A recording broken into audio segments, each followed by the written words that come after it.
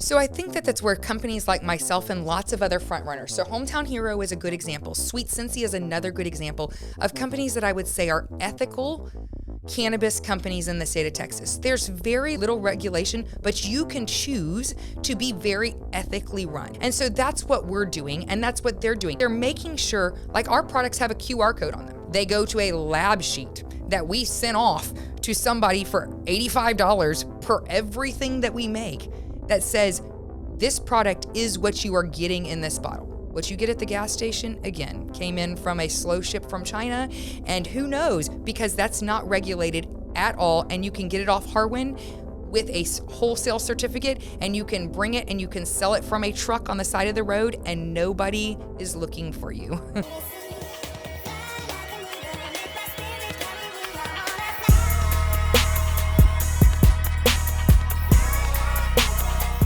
Welcome to Only the Greatest Podcast. If you're feeling stuck and unsure what to do next in your fitness journey, we might be what you're looking for. My name is Philip. I own and operate Otg Fitness, which is a private personal training gym on the south side of Houston in Webster. I do this podcast every week with my best friend, Daryl. We've been friends since third grade and working out together ever since. Also joining us today will be Sean. He's the one that makes this podcast not only sound great, but look good as well. Our goal here is to help Houston make its way up the ladder of health and fitness. So if you're in the Houston area and ready to become the greatest version of yourself, be sure to like and subscribe on your favorite podcast platform.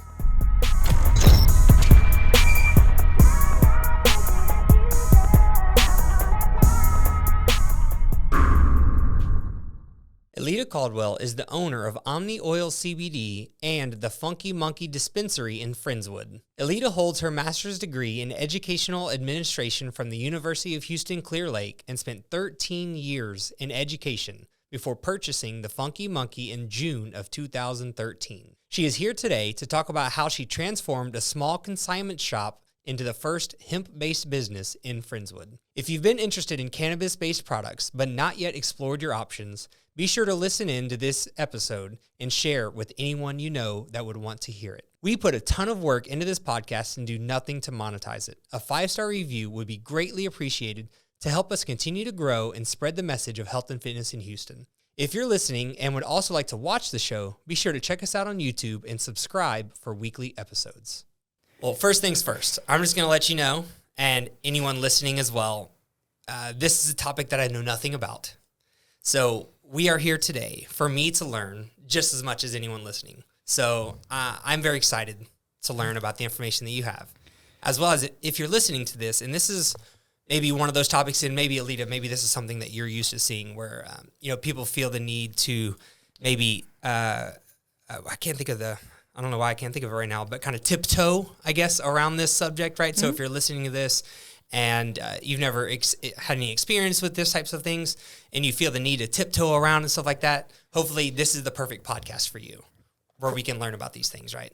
You're actually like my ideal person to talk to. So these are like my favorite kind of podcasts to be on because you are my ideal client. The person that's coming to me that's like, hey, I'm reading this stuff everywhere.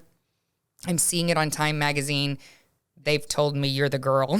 Sure. How do we get some information? So I'm super excited to be here. Thank you for the invite. For sure. Yeah. Well, let's just start with the first question that I have. And this is, again, a personal question. And hopefully people listening can learn something as well. You hear these different terms. You hear hemp, you hear marijuana, you hear cannabis, you hear CBD, THC, all these acronyms and stuff, right?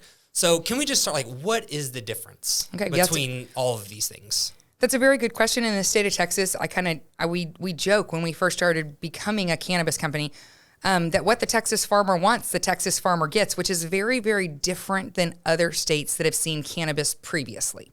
So some of the things that we're going to talk about today are lessons that have been learned from Colorado and California and states like that, and also that kind of come out of COVID as a result. So I'm going to go back a little bit and I'm going to say in 2019, federally, the federal government passed the hemp bill, which said that federally it became legal to grow hemp nationwide, meaning the drug dogs, everybody was not going to come looking for you for growing hemp products. Different than marijuana.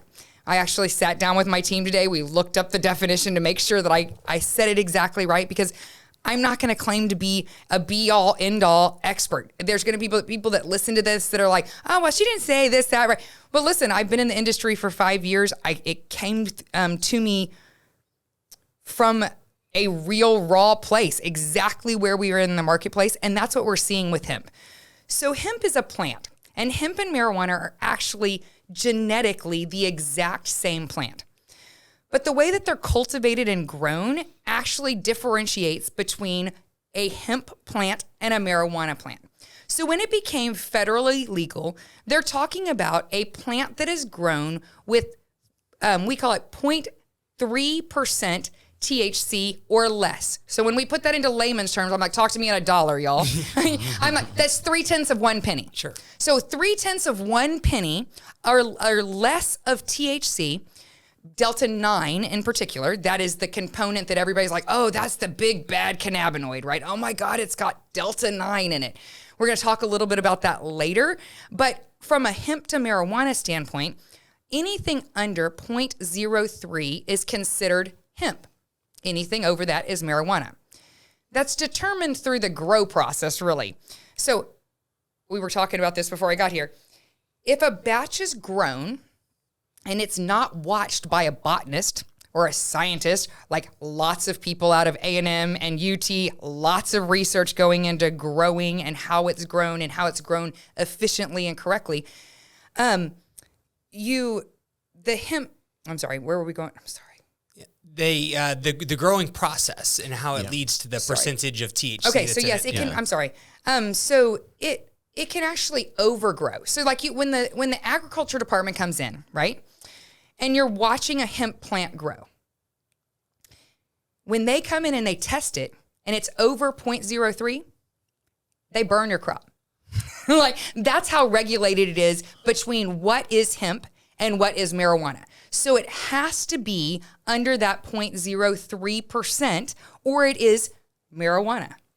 Okay? Why does that matter? For the farmer, hemp is grown for lots of purposes. Well, I want to use it for medicinal purposes. I want to use it for recreational purposes. But the farmer wants to use it for industrial purposes. By the port, hemp is the only biodegradable rope that is strong as synthetic rope that is used in the ocean. So when you throw plastic rope in the ocean, what do we get? Waste. You get lots of waste, right? When you throw hemp rope in the ocean, it came from the earth, y'all. It came from the earth. So there's some houses in Spring that are actually being built out of hemp, like compost, hemp, built Adobe style. Very, very sustainable. Very, very farmer friendly, right? Mm-hmm. The state of Texas is a farmer friendly state. So why does that matter in the marijuana versus hemp? That's where we're kind of going with this, right? And especially as somebody, that's a lot of words to kind of explain a very short thing that says hemp, you can do anything with hemp that you can do with marijuana, except for the government owns the rights to marijuana. Let me say that again. For people that don't carry health care like me, right? I don't carry health care. If you want a medical marijuana card, you have to give your driver's license. You have to register for a database. You are now searchable if you apply for a job and they want to use the internet to search for you. I don't have to do that with hemp. So if they're basically the same thing, it's just how much of the THC is in each one, right? Mm-hmm. If you intake or inhale or put into your body a high enough amount of hemp, is it at that point the same thing? So it's a lot of words, and I hope you all can break it down into like layman's terms a little bit here. It's a lot of words to say, yes, you can do anything with hemp that you can do with marijuana. So let me give you a loophole. So in the state of Texas, because nobody actually asked a pothead when they were making the legislature, hey, what would actually keep us from keeping any intoxicants from coming into the thing? They just picked that Delta 9 cannabinoid, just the one, and they said, you can't have that one. Well, so now you've got a loophole for everything else. So like THCA, that's the one that we talked about a little bit before. You said, well, we're going to talk about some cannabinoids. THCA is literally Delta 9 before you light it on fire. So like a chemical and a physical change happen in a plant. I mean, like in science class, they taught you a physical change, you can go walk it backwards. A chemical change, it changes it forever, right? Right. THCA, which can be grown on hemp legally because it's not Delta 9, is legal until you light it on fire and it becomes Delta 9, but you do that at your house. I'm not responsible for that. You're doing that on your own property. So yes, in the state of Texas, you can buy literally marijuana made of hemp. And so are there different plants types, I guess? I'm not a botanist, right? But I'm assuming there's different plant types with different dosages. Yes. And then some are considered hemp plants and other are considered marijuana plants? So there's actually, I mean, it's kind of a crazy thing. So there's actually a website called leafly.com. So leafly.com is basically the Wikipedia of cannabis products, right? So I can go out there and I can say, I want to know what Girl Scout cookies does. Okay, I'm going to type in that name in there, Girl Scout cookies, and it's going to pull up for me what that strain is. It's going to be a sativa, it's going to be an indica, it's going to be a hybrid. It's going to tell me what type of terpenes it has in it. It's going to tell me, is it going to make me feel sleepy? Am I going to use it before exercise? Am I going to use it for sex? What am I going to use it for? It's going to say it on that app. So if you come and see me, we offer products in gummy forms or different things, oils that can do all of these exact same things that you can do with flour. We sell flour as well. But I mean, you can do all of those same things by strain that you can look up on a platform like Leafly. Mm-hmm. And so, back up a second. Mm-hmm. So cannabis is either one, hemp or marijuana? So not really, but they're so close that if you use a cheater system, yes, it is. So that's where it's so gray. And because it's so gray in the state of Texas, right? It's almost, I'm married to a criminal defense attorney. Okay, that's the only reason we keep this gig going. How ideal. Ideal, right? So it's the only way that I have any confidence as in saying some of the things that I'm saying is that it's so gray.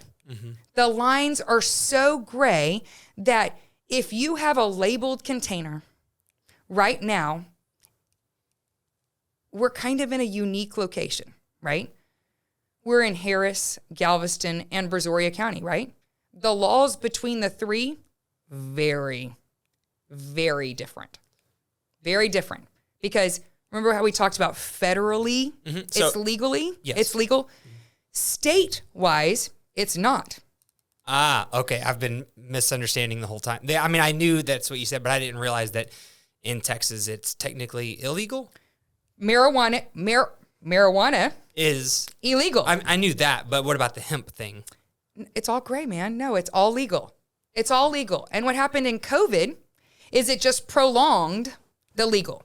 So when I say we're going to kind of do it backwards than California and states like that, what happened in states like California, again, I am giving a summary of things that I know. There are people that have master's degrees and doctorate degrees in the things that I'm saying. And I will be happy to walk it back for people that want to know. But in general, in states like California, what happened was you had small batch people like us, right? Lots of small batch people growing marijuana. Well, what kind of money do they have? Well, they don't really have large corporate money, right? So when marijuana became legal, none of the local area people could sustain because they just didn't have enough money. We're going to see that opposite in the state of Texas because the farmer already has control of the crop, right? So places like, brands like Hometown Hero, that's a large, they're very much a cannabis advocate in the state of Texas. They file lawsuits on behalf of the farmer. They file lawsuits on behalf of businesses like us that keep us protected and still in business because we're doing things that are legal. Mm-hmm. Under the federal laws. But they are actually going into other states now and showing places what are the benefits of hemp versus marijuana because I don't have to pay as much tax. I don't have to charge you 27% tax. I don't have to register you with your driver's license, and I don't have to charge you 27% tax. So farmers are legally growing hemp. Yes. In the state of Texas right now. They have been growing since 2019. And even as much so that A&M and UT have hemp farms that are being grown and tested and looked at for medical purposes. Yes. And so you have hemp, which is legal, marijuana, which is not. Correct. Where does CBD fit into this? So again, in layman's term, I'm going to break it down. This is maybe not the ideal way to say it, but everybody can visualize a strand of DNA, right? So the little double helix, and each rung of that strand does something, right? Inside of a cannabis plant, cannabinoids are very similar to that. They're somewhere between 100 and 180. Of course, the more money that's able to be applied to research, the more they can research how many there are out there. One of those cannabinoids is CBD. One of those cannabinoids is THC. One of those cannabinoids is CBN. One of those cannabinoids is CBG. One of those cannabinoids is THCV. So, but each one of those, very similar to the rungs of the DNA, does something different. And as they're studied, they can be used in more concentrations in oils like we manufacture with Omni Oil. So, CBD it has different properties than THC, but it comes from the same source. Very much. They're just derived differently and when you intake them into your body, there's different effects. And that is where the misconception in hemp and marijuana is so much, right? You don't need, I'm probably older than y'all, right? I'm 46, okay? So when I smoked weed... Yeah, you're a liar. So when I smoked weed as a kid, we're just going to be honest here, right? Because that's part of this conversation. When I smoked weed as a kid, the weed that we were smoking was called brick weed or dirt weed or whatever you were smoking, and it probably had a THC content of somewhere between 12 and 15%. When you go to a state like Colorado, or you even come to me and you look for hemp products that are in the THC variety, you're looking at things that are 25 to 26% THC. That's where the debate comes between what is medicinal and what is recreational, right? From a medicinal standpoint, CBD has a lot of the same benefits of THC, with the exception of some of the pain component. You really need THC for pain management. But CBD is, yes, a lot of all of the good without the high is really what you can, and we can do proprietary blends just like you do in vitamins, where you combine things together to make different compounds of CBD that you work on things like inflammation, that work on things like as a pre-workout. Hey, I want to use things. I actually just talked to a mom the other day. I'm going to say this. People get real panties in their wad about this. I talked to a mom the other day that said, I really want to talk to you about like CBD for my kid, like before I put him on Adderall. And I said, let's have that conversation. If you've ever done a lookup on Adderall, it's like one molecule off of like methamphetamine, y'all. Mm-hmm. So when we're talking about 5 and 6 year olds, I would love to talk to a mom about the benefits of CBD. We're not talking THC for her 6-year-old, but why wouldn't we be talking about a plant that grows out of the ground, that is organically extracted and is in something like our oil that is 5 ingredients or less? Yeah, that's something else I wanted to ask you about. Well, let me confirm this first. Mm-hmm. The legalities are around the cannabinoids themselves. Mm-hmm. So CBD legal, THC not. Everything but Delta 9. So Everything remember Delta 9. So like we carry concentrates of Delta 8. Okay, Delta 8 gets a bad rap on the market because it's so unregulated. You can go down to a vape shop on the corner. You can actually go to your gas station and you can find a Delta 8 gummy on the gas station shelf. Delta 8 is a cannabinoid. Yeah, it's like everywhere. It's everywhere. Yeah. Okay. So Delta 8 and Delta 9 are both cannabinoids, right? Both intoxicants, both THC. Delta 9 THC, Delta 8 THC. The legislature only picked on 9. Why? Because that's what's in marijuana. Because they were, I'm not going to say politically one way or the other because I sit very much in the middle, right? I own a small business, so I'm very much for my money, right? But don't get in my business, right? Yeah. From a legal standpoint, they just were uninformed when they made a very conservative decision. We don't want marijuana, right? Or you're a conspiracy theorist, and they were very, very informed. And the Texas farmer leaned on them very heavily to keep the money in Texas, keep it where the hemp farmer, where we can control it. And they kind of leaned it that way. Does that make sense? I think so. Yeah. So Delta 8, though. So Delta 8 and Delta 9, I know I get my ADHD gets like off there and I have to, so that Delta 9 got picked on by them, right? But Delta 8 is almost an identical cannabinoid, right? It's almost an identical cannabinoid. This one actually has a little bit more of a relaxant effect, but you can go to the vape shop and it's everywhere. This one can come from China on a slow ship and it costs 27 cents to make somewhere, right? Right. And it's being sold at your gas station and you have no idea. I'm not taking my grandmother to take that gummy when she wants to talk to me about, hey, my doctor said I should use a THC product for the arthritis in my hip, right? I can't say she had arthritis. She told me she had arthritis. I understand. The Delta 8 is the same thing.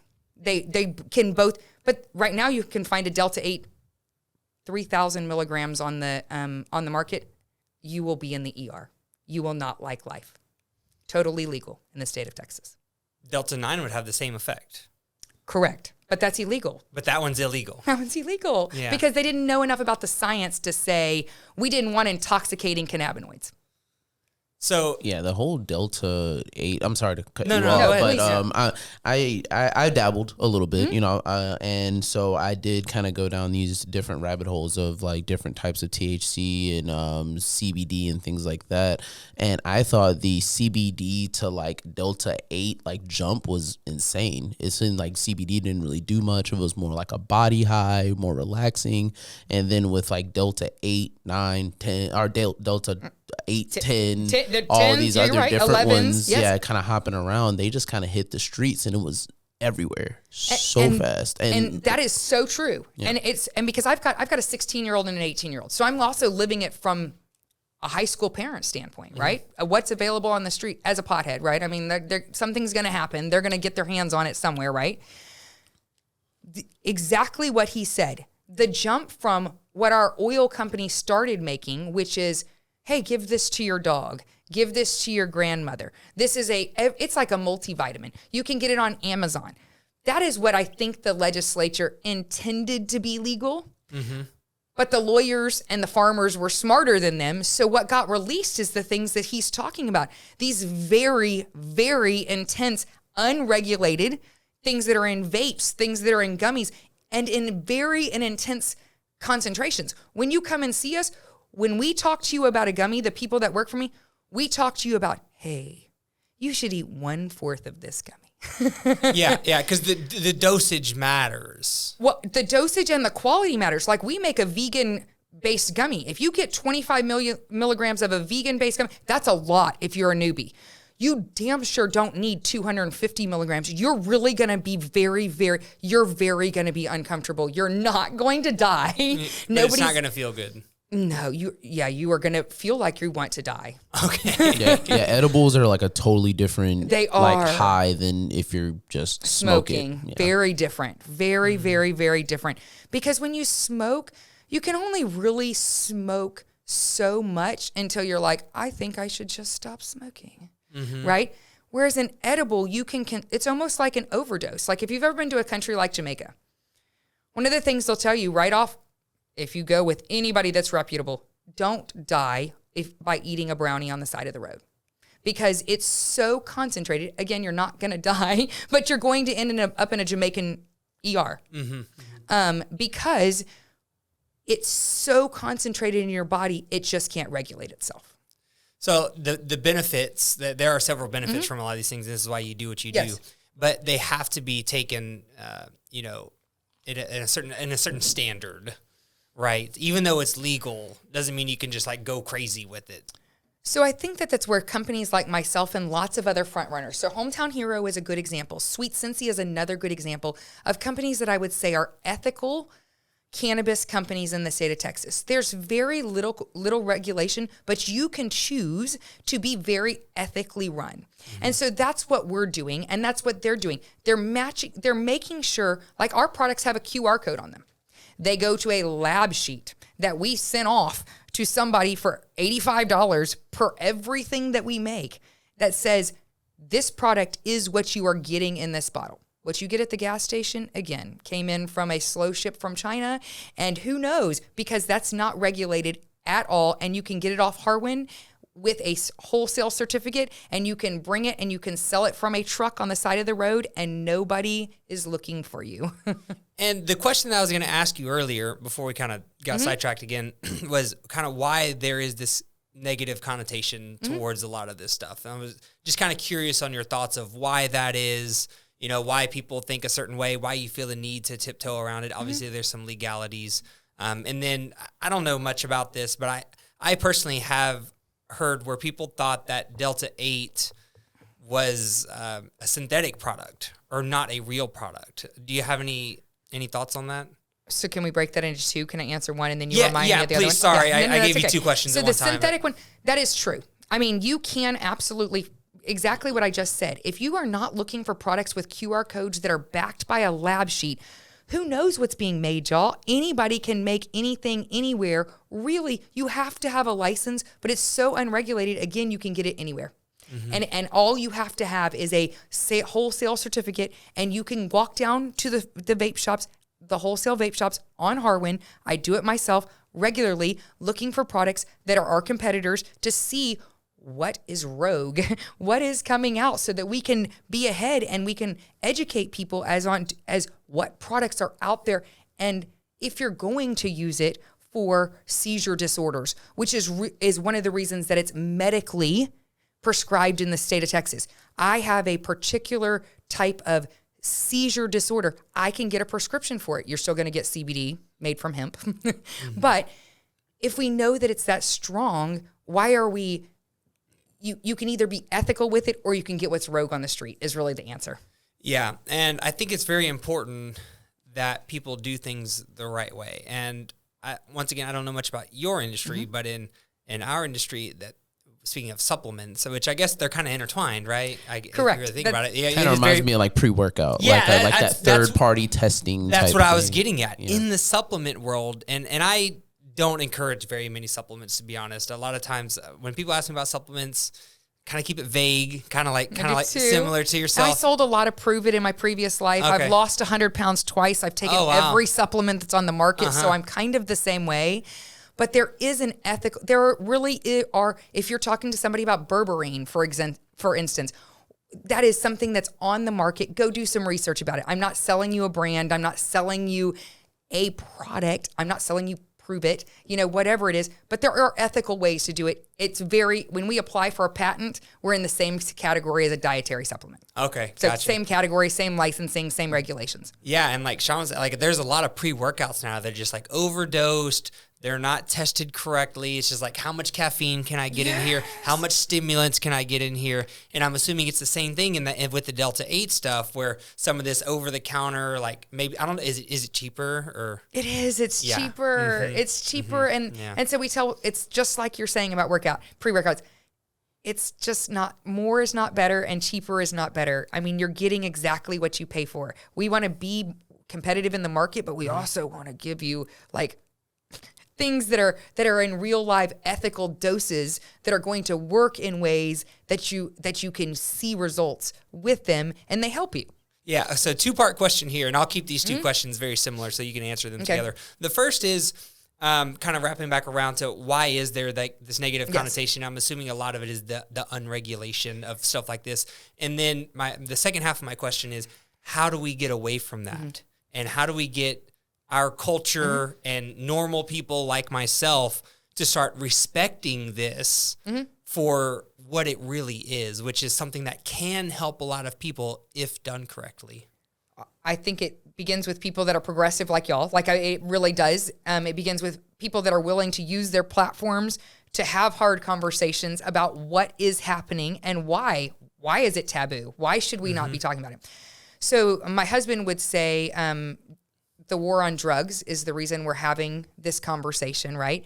There was a very much I'm not going to get into the political side of it, but racially, there was very much a division of who could vote and who could not vote based on drug usage. And the most common drug usage among African Americans during that time was marijuana. So that is where the legislation came in for really the very hard stance on during that time on the war on drugs.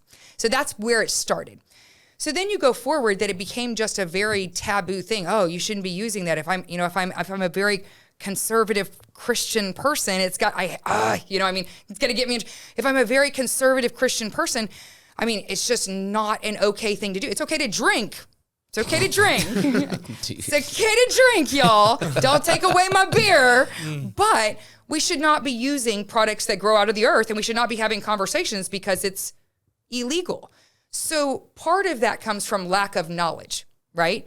And a lot of that just stems from you don't know what you don't know if we're not having open, honest conversations about this. I would love to have my husband have a conversation because he can tell you a whole lot more, and he's a lot less wordy because he does it for a living with what the laws say. He's probably just really articulate about the specific word choice and stuff and because he sees between which county, you're going to go to jail in this county, or, we're going to get it dismissed. It's not going to, but if you're in Brazoria County, you're going to spend the night in jail. For the same thing that in Harris County, they might come see you, they might not. They might not even, they're going to send you a ticket in the mail, y'all.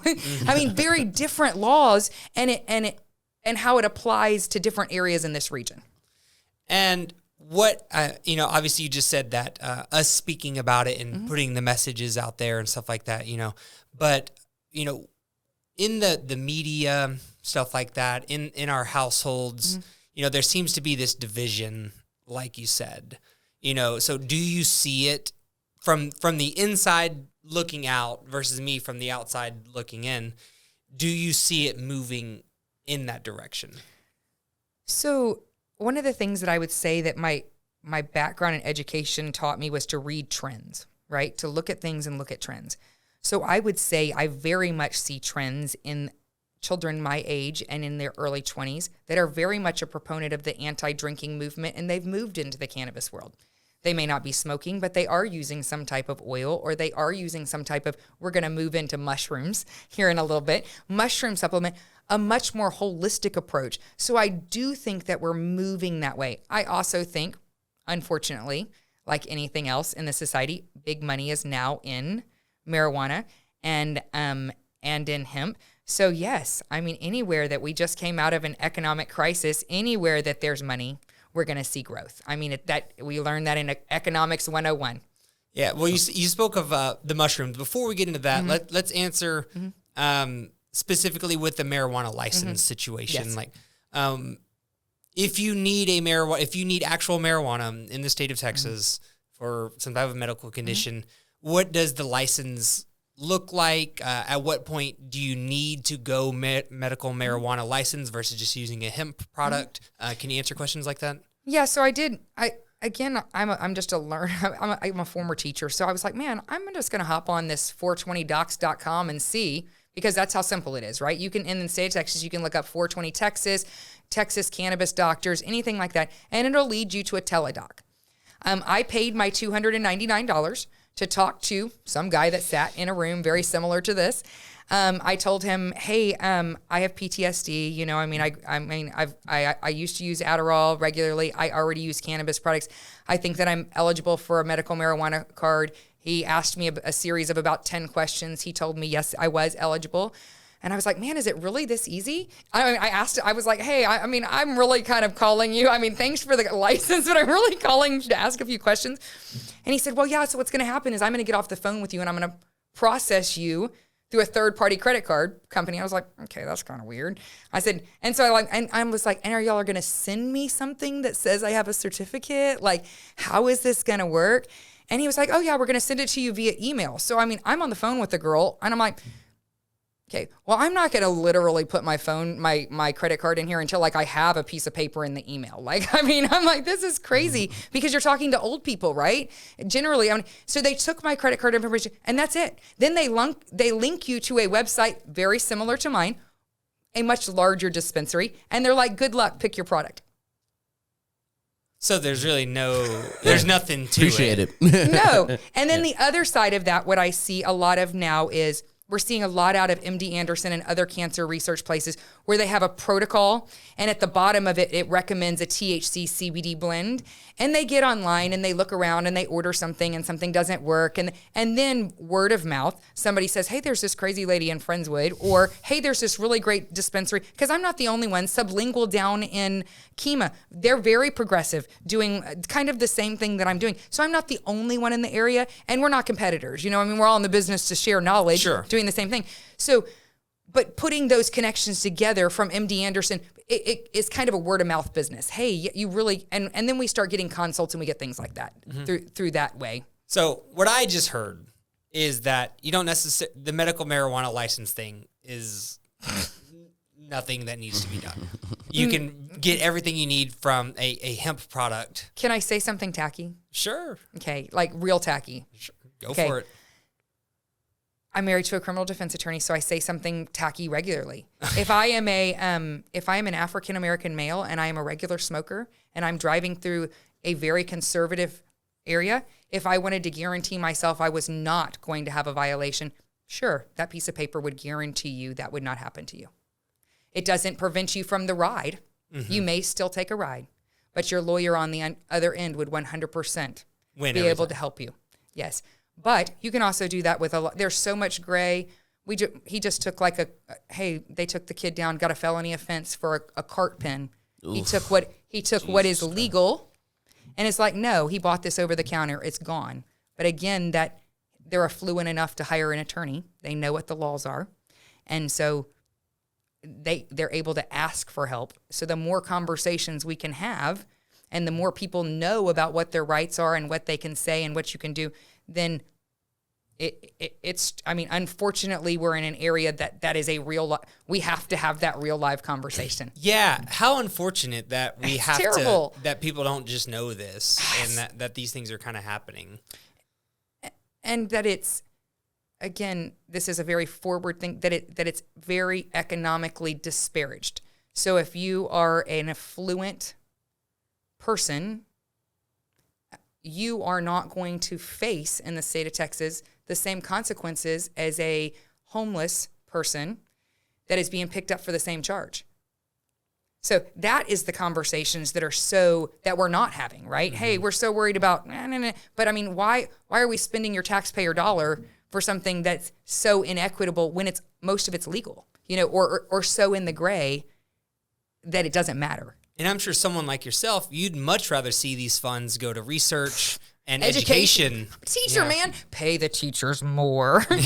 I'll voluntarily put on a tax if you'll pay the teachers more. So it almost sounds like that's like kind of like I don't know the great. It's not hangover, but it's like kind of lasting effects from the drug war from like the 80s, and it's just like it kind of sucks now because it is so available.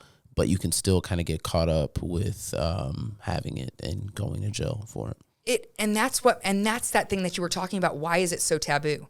Because it is so from person to person that you're talking about, right?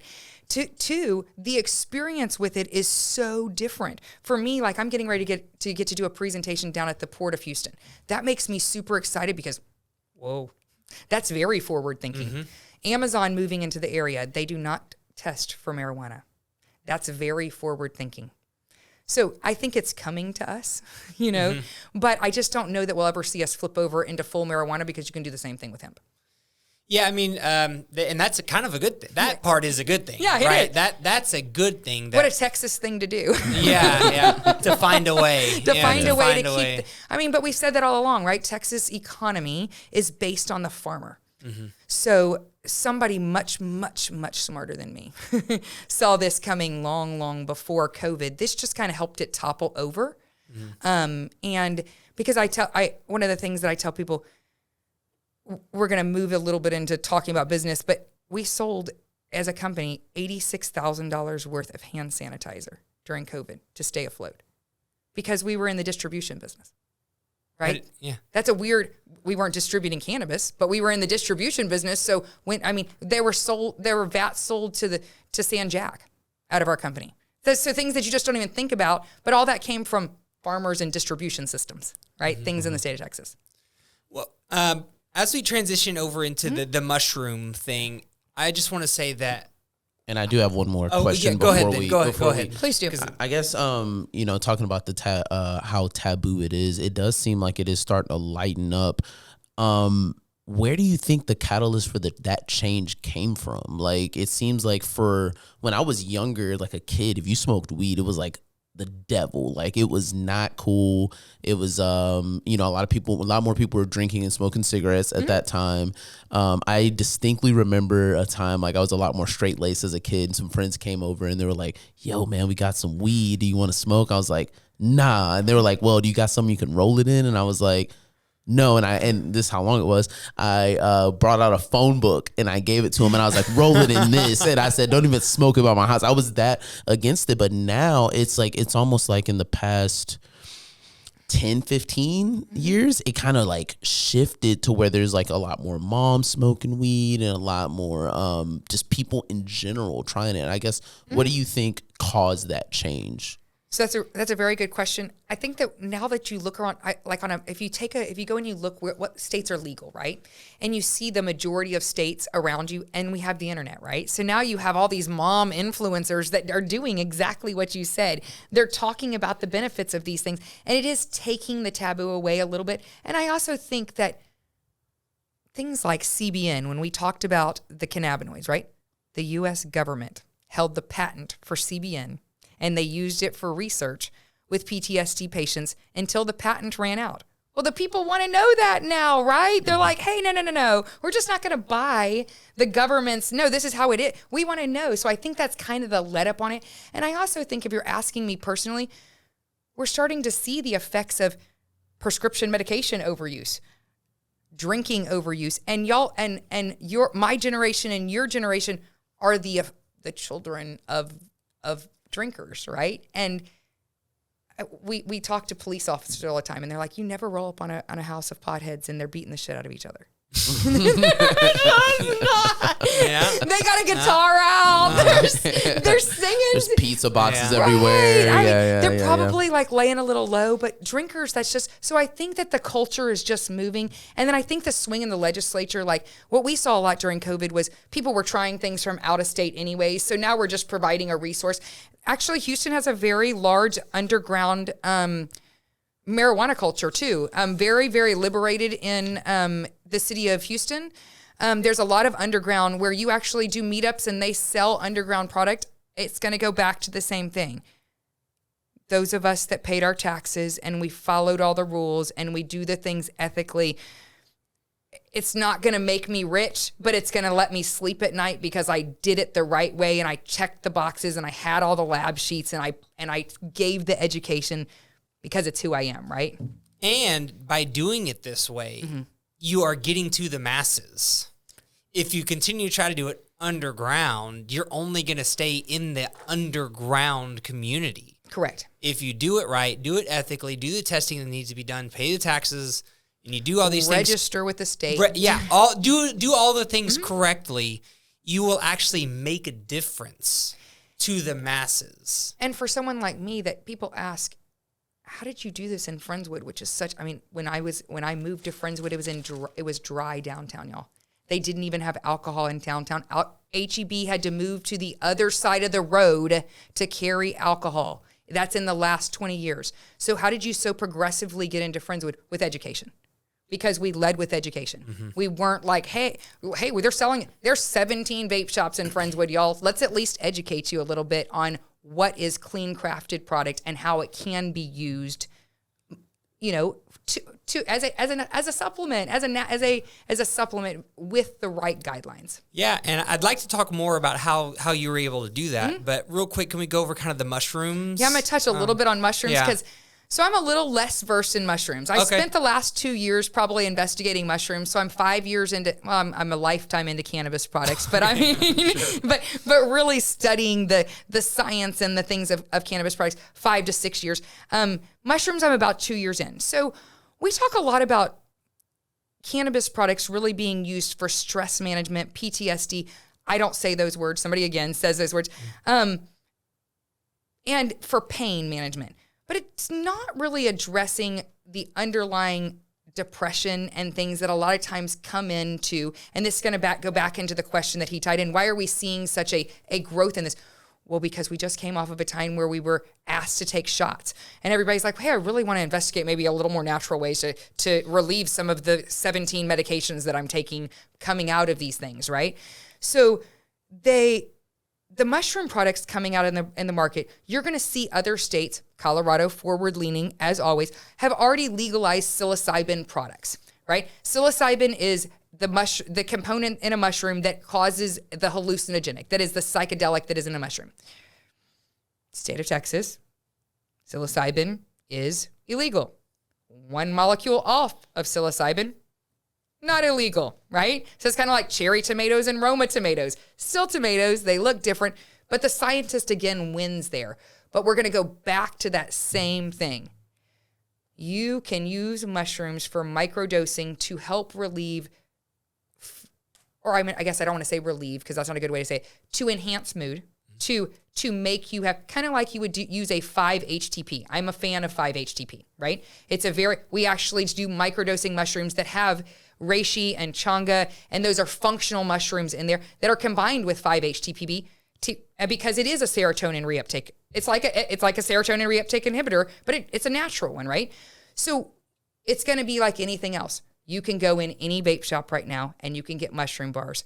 I'm looking for a QR code that tells me what is really in that mushroom bar, and is it synthetic? And is it synthetic? And I want to know, because that now we're moving out of things that grow naturally out of the ground into things that don't. So mushrooms are something that we're moving into. We've started moving into gummies. I like to talk to people. So sometimes I talk to teenagers, right? And they've been using cannabis products for 4 to 5 years, right? And they really need to take a break. They need to take a tolerance break. It's either out of their budget or they just, I've had a seizure, man. I've been dabbing and I literally use so much THC that I had a seizure. So we talk about that you have to take a tolerance break at some point. Well, very much similar to, not that THC is addictive, because it's not. That's a misconception. It is not addictive. The act of smoking is addictive. You see the little whistle, the oral fixation, but it is not addictive like nicotine. But it does have an effect if you're using it to be calm every day and then all of a sudden you're not. It's more of a reliance than an addiction. Correct. We can help you use a microdose of mushrooms to counter that. I also, a lot of times, I'm not going to say I'm the loophole finder, but I am married to a criminal defense attorney. So we have people that have a particular license that just cannot, that will be tested for THC products. Mushroom products do not show up like that and allow you to have a hallucinogenic effect, and it will not show up in your system. Again, why are we not testing alcohol like that? You can drink the night before, and but that's just my own personal kind of peeve. Yeah. The alcohol thing is a weird one. I was just speaking with Denver about that the other day, and we were just kind of discussing that. I'm not personally a user of either, Yeah. But I do find it but I have drank in the past, and maybe socially or whatever. I'll just have like a drink of hers or something, but not a huge fan. But it is just very interesting why people will smack you in the face if you talk about their alcohol. Yes. Literally, that is so true. Yeah, it is. So you want to know my favorite thing to tell people? Because I haven't drank in 4 years. Just because my girl Brenda, we play roller derby. We were in the hot tub one day. And she was like, man, do you feel any better when we drink this wine? And I was like, damn, I actually feel like shit the next day. I feel terrible after drinking. I think my 40-year-old body is like, damn, what is wrong with you, chick? And so her and I are kind of like that. And we just were like, you want to stop drinking? And she was like, yeah, let's stop. And so we did. We just stopped. Like, no rhyme or reason. We weren't alcoholics. Clearly we weren't, but we just decided we felt so much better. But I will be damned if I don't walk into even a networking event, some people, and people are like, you don't drink? And so my favorite response is, oh no, I smoke way too much weed for that. Like, I literally, because how dare you ask me why I don't drink. I don't drink. Like, why? That's freaking ballsy, man. And people, That's and if so you look funny. at them and say anything about it, oh man, they'll give you the most twisted up look. Do not judge my drinking. And I'm like, well, then don't judge my damn cannabis use or my mushroom use. I'm just over here eating things out of the ground, y'all. Yeah, dude. Using things. It's weird. You know, an interesting thing that I noticed in myself. Mm-hmm. I've always been anti-marijuana, just to be honest with you. No. Until very recently, I'm becoming more open-minded in my old age, I guess. It's okay. But, one thing I was open-minded about was the mushroom thing. Mm-hmm. And I think it's because with mushrooms, my first, education wasn't micro-dosing, where you don't actually have any adverse side effects. There's no hallucinating. There's no, I can't think of the word. There's no negative effects in the moment or anything like that. And so I'm much more open-minded. And now I'm assuming that you could do the same thing with marijuana. So that's literally what we teach. Or hemp, sorry. Hemp, yeah. Correct. So, we use those words, I say I smoke weed. I smoke hemp all the time, right? It's what I sell it. It's what I do, right? But you say that part one more time. All I'm saying is that I was more open-minded because I understood that a micro dose, it's almost like, I compare it to almost like drinking coffee. When you just have a little bit, each day, caffeine, if you have way too much caffeine at one time, you feel buzzed out. If you have just a little bit, you just feel good. So that's exactly what we're teaching with our hemp products. We're teaching it. That's where the stigma is, right? So you watch that 70s show. Everybody's laying around. They're lazy. They're not doing anything. I do not use my cannabis products like that. That's how I've always thought of it. Correct. I'm going to tell you, I get up religiously every single weekday at 4:20 in the morning, and I use a cannabis product. That's funny. 4:20. And I use a cannabis product with my single dose of a caffeinated beverage because I used to take 90 milligrams of Adderall a day to have a desk job, right? So I used to set my alarm, take my Adderall, lay back down, wait till the Adderall kicked in, and then shot myself out of bed with one molecule off of methamphetamine. I'm like, you know what? Maybe that's not a good choice for the rest of my body. The heart arrhythmia that I'm having as I'm going to the doctor and talking to them, I think I'm having like heart palpitations. They're like, maybe you should take less Adderall. One of the counters to that is a microdose of a cannabis product. How do I use a cannabis product to stimulate my cannabinoid system to go to the gym first thing in the morning, religiously right out of bed, and then right into a roller skate to start my day more productive than the average person has even done their day by 7 a.m. That is a very different stigma than that 70s show where we played, I'm a fan of video games, y'all, but whereas that's what all we did, and we laid around, and can it be used like that? When you use dabs and you overuse, cough syrup can be overused, alcohol can be overused. What is a dab? It's a concentration of, it is a high dose of concentration THC. Okay. So, and it's totally recreational. But when you've been using THC products for long periods of time. It almost looks like honey. Yes. It almost looks like honey. It's actually, so for people that use, so since I don't drink and I don't typically like any other type of out-of-body experience, call me a control freak. I like mushrooms for the microdosing reason. I can have a little bit of a relaxant.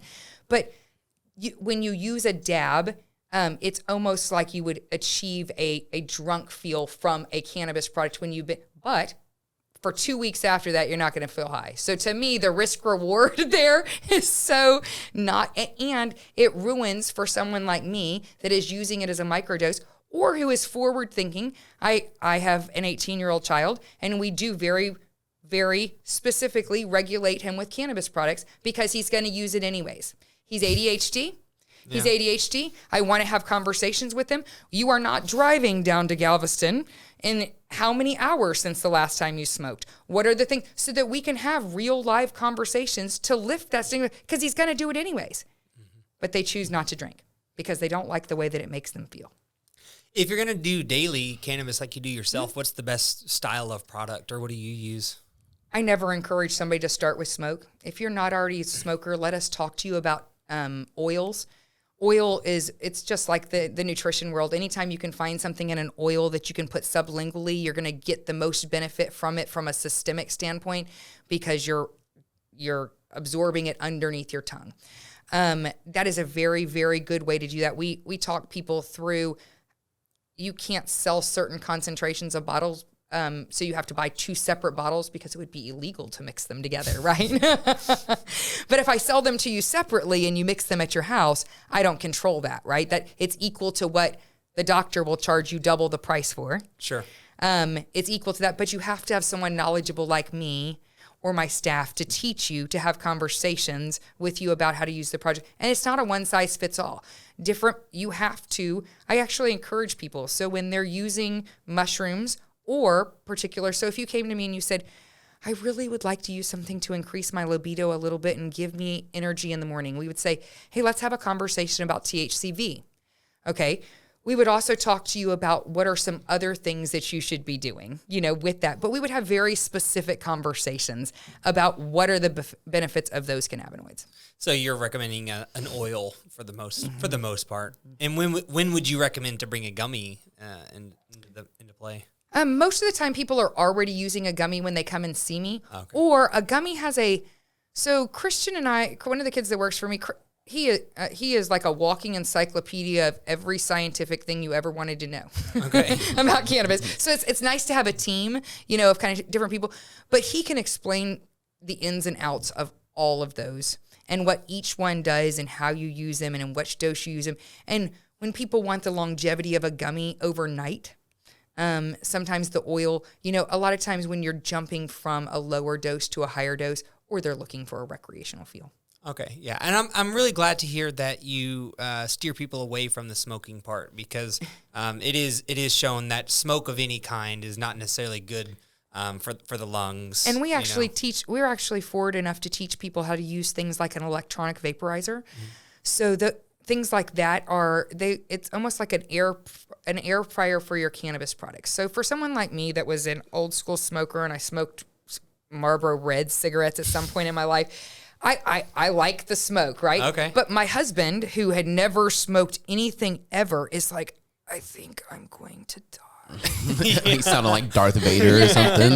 And my sister, too, they're just like, I can't do it. So we got some little electronic smokes that you put them in there, and it very similar to a nebulizer. So it just nebulizes what is on top of the flower, so there's no burn, there's no residue, there's no inhalant of any type of smoke other than what is made from heat off of it. We do teach people to do that way. I never, ever, ever, ever, that's one of our things, we never speak to somebody about flower at our shop until they speak to us about it first. Oh, interesting. We have it on the shelf. We never speak to somebody about vapes. And when I'm on the road, I never take them in public because it pays the bills.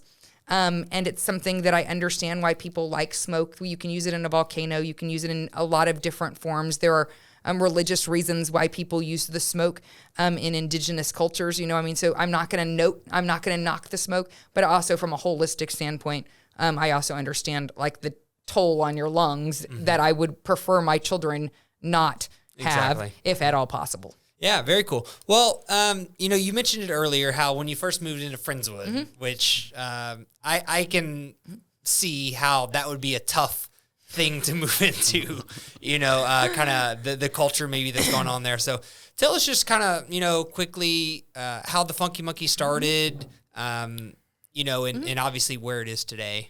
Yeah, I'll kind of give you just the brief. So I purchased it in 2000, and God, I feel like I've lived a lifetime since then, like several lifetimes since then. I guess I purchased it in 2013. It had already been in Friendswood for 10 years. It was a small consignment store. It sold gently used children's clothes. That's how it started. Gently used children's clothes and women's clothes and baby gear. So I was a science teacher. I had this great grand plan that I was going to reduce, reuse, recycle. I was going to be closer to my kids' school. I was going to read books to them on reading days. And I bought this consignment store. Well, within the first 2 years of purchasing the consignment store, Facebook came along. Why would you give me 60% when you could get on Marketplace and sell it yourself? So I had pulled my teacher retirement, my entire life savings, to purchase this consignment store very naively.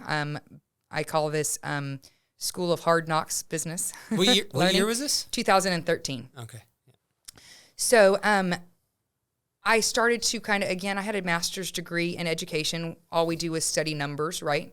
So I could see the trends, and I started bringing in in my area, there was not a gift store or a boutique style store, not a whole lot. There were some around us. What I didn't know is inventory is very expensive.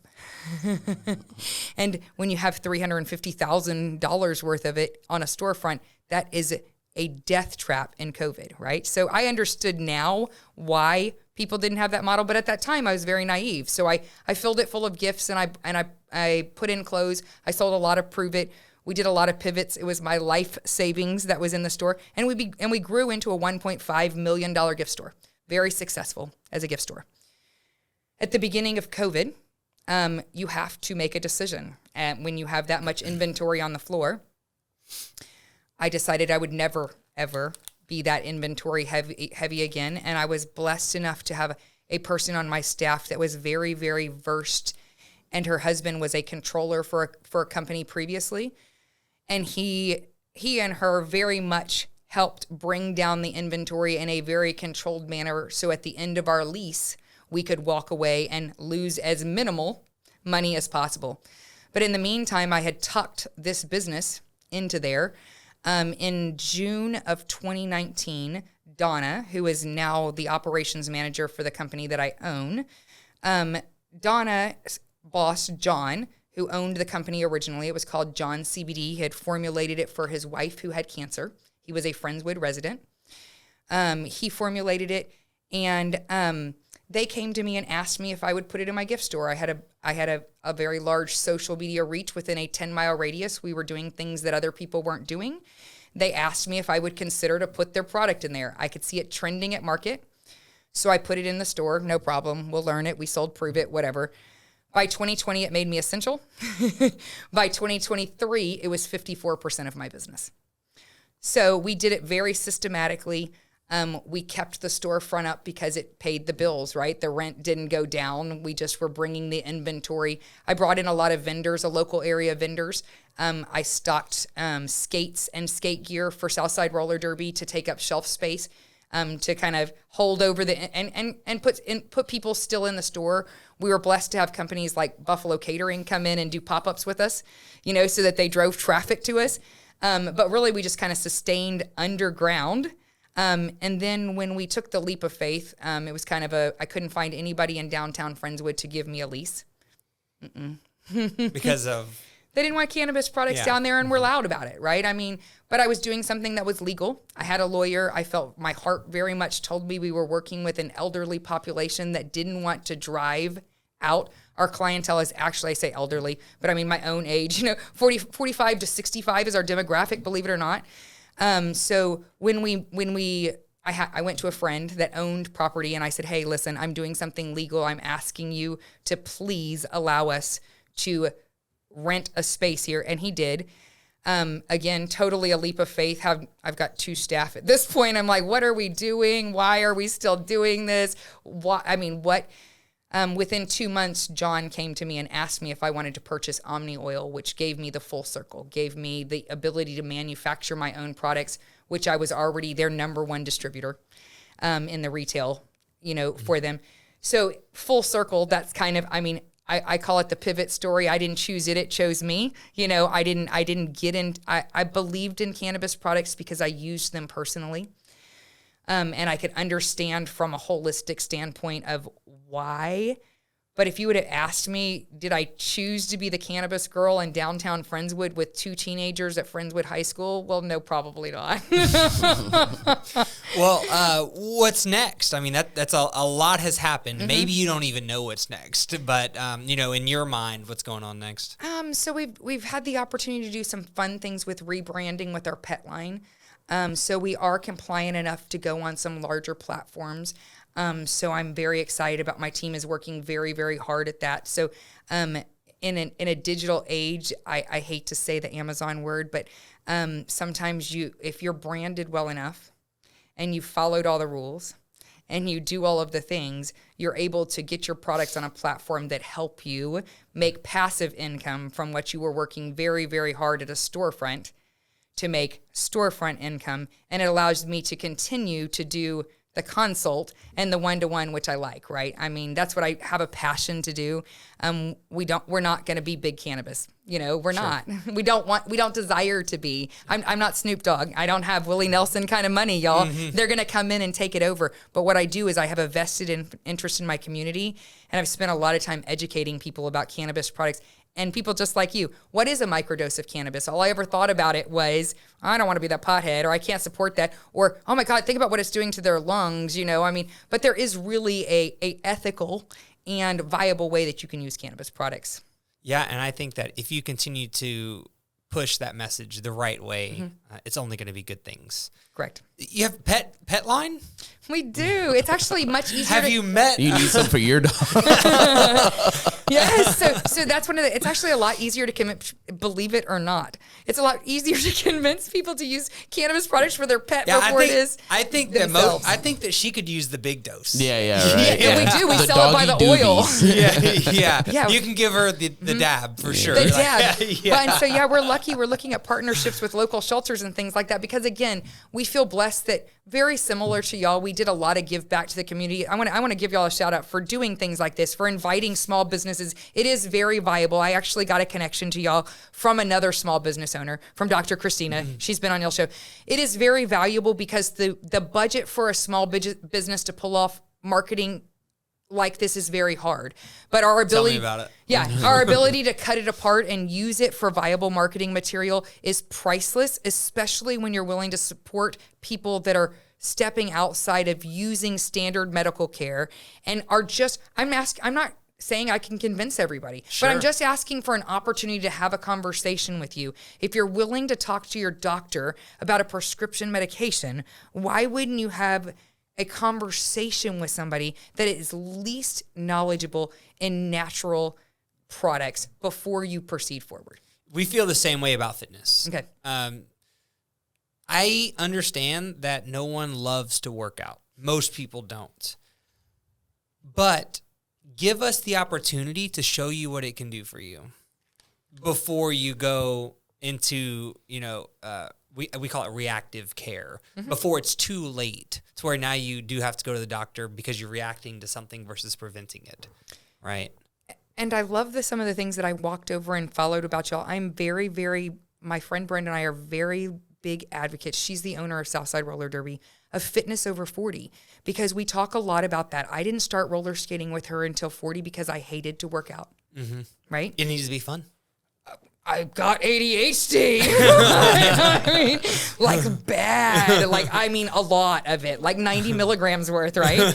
And so it needed to be fun for me. And running wasn't fun because I'd been 100 pounds overweight twice. My body was not equipped to run.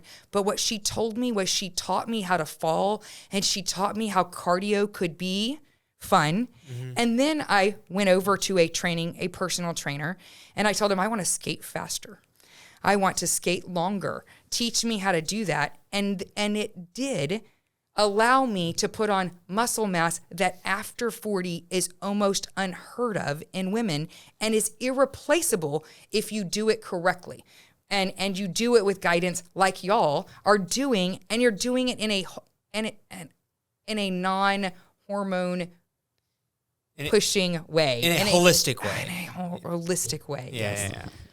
Well, yes, and doesn't it feel so good? It feels so good once you get through it, and and we appreciate you coming on as well, sharing your knowledge, teaching me something that I know nothing about. Messages like this need to continue to spread the word, and us supporting each other, small business supporting each other. That's what we're all about. We're here to help the city of Houston become healthier, fitter, pay more attention to their health, have knowledge and be educated on things that you specialize in, and continue to make connections and make Houston a healthier place to be. That's our goal. And we are grateful. Yes. We are grateful. Yeah. Well, thank you again so much. Sean, do you have any last questions? I have one more question. Sure, please. And this is the only drawback to smoking often. Does it affect your sleep as far as dreams go? So remember that app that we talked about? The Leafly app? Leafly. Yes. So I'm really a snob. And I am a snob because I take nothing that is not holistic, right? I listen to my body a lot. I know when my vitamin D is off. I only smoke things that I know the name of the strain. Okay. So if a friend is like, hey, I made a pre-roll, and I'm like, thanks, but no thanks. Because different strains do very different things. For instance, I don't know what is in Mac 1, but I cannot smoke Mac 1 or any derivative of Mac 1 because it truly makes me an angry person. And cannabis products don't do that to me, but I need to know that. Mm-hmm. So yes, different products do different things. I would say for the majority, though, of people, they can have a much greater increase in sleep when they use cannabis products if they're using it correctly and in a dose that is not overused. Okay. Yeah, because I would figure like I would smoke and then I would just not have dreams for a really, really long time. And then when I was not, for a while, I would have dreams. And I guess that's not a huge thing, but I do think that that's a pretty important aspect of sleep and stuff. So do you know, I don't want to misquote this, but you don't have dreams in your deepest states of sleep, correct? I guess. I think that's what, I don't want to, I'm not an expert. So I think, I believe that cannabis products do affect that deepness of sleep. So you're probably, and I think that that's one of the things that why I am a proponent of tolerance breaks. I don't like to take them often, but I do think that they need to be taken so that you can understand what the feels feel like when you do it all the time. What are the benefits and what are the downsides? And just like anything that we call a dependency on, if you're dependent on it, then I mean you're an addict to it. If you can't give it up, tolerance breaks with anything are important for sure. Yes. Yeah. It's like taking a break, like you just in like rest days, basically. But it's like, I figured after a while, like when I did take the tolerance break, I was like, oh, okay, this is good. Like, and I did feel like it did affect my sleep. I always heard that like you don't really sleep, you more pass out. Is that something you've ever heard, or was it just like? I think you. So my understanding is some of the cannabinoids cause your body to go into a relaxed state, which would be the passing out state, right? But then cannabinoids like CBN, we actually are formulating an oil because we know that enhances the deepness of sleep because that's why they were using it for PTSD patients. Okay. It prolongs the amount of time you're in deep sleep. You stay asleep. So that's the part where the more you talk about this and the less illegal it is, the more scientists can do. You can't get grants for things that are illegal, y'all. Right. Yes. You can't get grants for things that are illegal. Okay. And there is a lot of, but I do think that those are things. I also would love to know a little bit more like the effects of it on blood pressure and sugar levels, because it's definitely out there. When you go read the research, there's definitely medical findings that it lowers it. Well, why? But there's not enough money yet to we need to figure out why. Like what is the mechanism? But that's kind of what y'all are talking about. In the medical system, we're in a reactive medical system, right? We'll do 12 sets of imaging, and that's just the way that it is. You have IBS, you know? And I'm like, that's just not the way that it is. It doesn't have, but that, just again, conversations like this are very helpful, and it leads the way to more research and doctors' offices and other holistic practitioners being open to hearing why, and doing research into why. Yeah, and I think that maybe what you're talking about definitely could be a side effect of overuse. Yeah. I don't know. Yeah, it would only happen if it was just like if I was smoking like often, and then after or a while, super high dosage, like what she's recommending to stay away from. Well, like dabs would definitely get you there for sure. So, and again, I'm not an official. I'm very similar to y'all, right? So when you study coaching or you've done any type of nutritional, when people come and see me and their kids come, like I see teenagers and their moms are desperate, right? I'm like, hey, there's some things we should really talk about. It affects their blood sugar. Have you taken them somewhere and had blood work done to see what their blood sugars look like? Long-term cannabis use or life in general. If your child, I find a lot of times kids that are teenagers that end up on cannabis, they were ADHD kids, right? They've got gut issues already to start with. One of the reasons you can get medical cannabis is for gut issues, right? So they're self-discovering, and it does cause a relaxing effect, but why? Why? And in what dosage? And how soon can you start that? And should we have been doing that? I mean, is it because they're deficient in things like vitamin D, or can cannabis products really help with things that we're calling Alzheimer's and ADHD? If it stops seizures medically, we know that. Why aren't we doing more research into how it can be used other ways? Yeah, this research needs to be done. And I think that research in specific dosages is probably what needs to be seen to open more people's minds. Because I can tell you, just kind of going back for myself, the main reason I was open to a psilocybin is because it's more often referred to in a microdose form as much as the higher dosages, right? In the microdose form with no side effects in the moment is more appealing to someone that has a negative connotation with these types of things. No, and so proving that the small dose over time does something. Correct. That's what we need to see. And when people come to see us and they're on 27 pain medications, we tell them that. Hey, if you're looking for a buzz, this is a short-term fix for a long-term problem. You're not going to find that kind of change from this product. Right. We're looking for a microdose client. We're looking for somebody that wants an alternative to an anxiety type of medication but if you come to me, you're going to hear me talk to you about exercise. You're going to hear me talk to you about the importance of vitamin D. You're going to hear me talk to you about how much protein are you eating in a day. Because you're just not going to walk away if we haven't had a little bit of that conversation with just cannabis products. That is holistic, and I'm talking holistic, I'm talking holistic with a W, like whole with a W in front. Yes, yeah, the whole body, because it's not. If I offered miracle products, if you offered miracle products, then we would not be sitting in this room having this conversation. Right. But like you said, whole with a W is a thing. How do you treat the whole system and don't go backwards? From somebody that's done it, put in the work, how do you not go backwards and make it a lifelong change and make it sustainable? Yeah, and having people open-minded enough to try it is step one. Right. And so hopefully conversations like this can do that. Again, thank you so much for taking the time out of your day to join us here today. I learned a lot. I hope everyone listening learned a lot. Guys, please feel free to share this podcast, like, subscribe. We put a lot of work into this. We make no money from it. It's simply to help you listening, help small business owners like yourself. And we would just want to spread the message of health and fitness and let people know what it can do for them. So again, invaluable. If people haven't told you that.